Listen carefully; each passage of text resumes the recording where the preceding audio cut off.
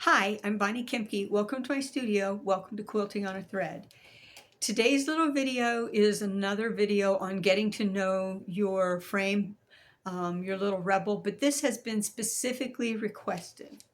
So one of my viewers specifically asked for a demonstration of how to attach the carriage stop clips. And so this is what one of the carriage stop clips looks like. You'll notice that on one side, the lip is more pronounced than on the other side.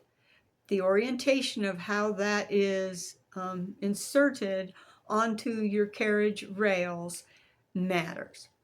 And these go on your lower carriage, and the purpose of them is to stop the upper carriage's wheels from moving beyond a certain point.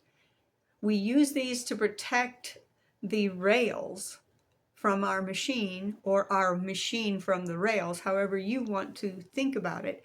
But you'll put one to stop motion backwards so that you don't run your needle bar or your presser foot bar into the back rail. And you'll put one forward in front of the front wheels to stop the back end of your machine slamming into the back rail, and to stop your needle and presser foot from slamming into the front rail. So I have you here where you can see the side of my machine. So this is the front right side of the rails, but you can't see clearly. Okay, so I've removed the rail assembly so that you can see the tracks. This is the lower carriage, and this is where we'll install the carriage stops. Now, when my frame came to me, I was doing the beta test, so the carriage stops were not yet available.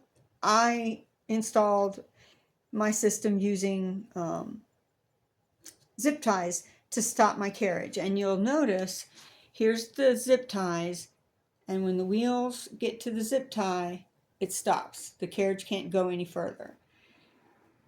That's the purpose of the carriage stop.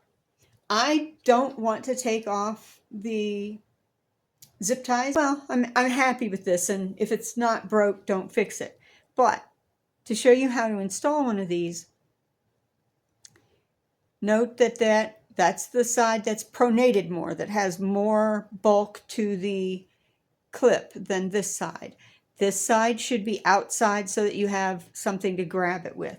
You just take it and set it around the rail, and you'll hear a little bit of a click when it goes into place. Let me show you again. So you take it underneath. If we look at this, you take it underneath this portion. So we take it underneath, pull it around, and then using that little handle, push it, and you hear that click. Did you hear it? Then you should be able to bring your carriage down, and you'll see that the wheels stop now at the carriage stop. You'll insert one in the front and one in the back. You insert them exactly the same way. They are on the outside of the wheel. So in the front, they're forward of the wheel. In the back, they're behind the wheel. And the whole purpose is to stop the motion of the carriage. And you want to stop the motion of the carriage before your needle or your presser foot hits the rail to the back or the rail to the front.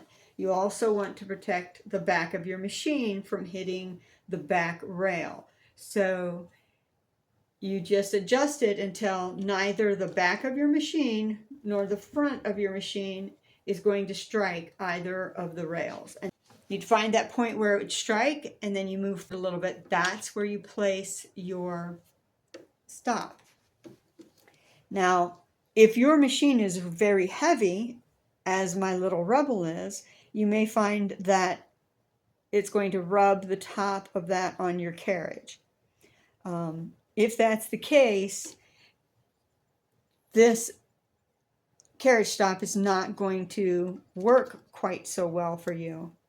So you can go ahead and do what I did and go to zip ties, or you can call the Grace Company because they've been modifying these carriage stops. Some people have told me they've shaved them off. Well, I want you to take a look at that, and if you shave too much of this off, what you have is a useless piece of plastic. So if these aren't working for you, I recommend that you first call the Grace Company. And if you can't get anything from the Grace Company, then zip ties work just fine. They won't damage anything unless you tighten them so tight onto your machine, onto your rail, that they're compressing pieces of the rail. But a nice snug fit, and what I've found works, is 2 zip ties so that they work against one another and you have less chance of them moving. But again, these are very easy to install, and they will work for most people with smaller domestics. And you just clip that around, clip it down. Let me show you on the other side, just so you'll see what I'm doing.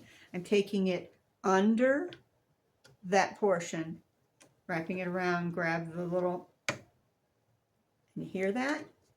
So I hope that helps you figure out how to use these and determine whether these are going to work for you. And I hope to see you again here on Quilting on a Thread.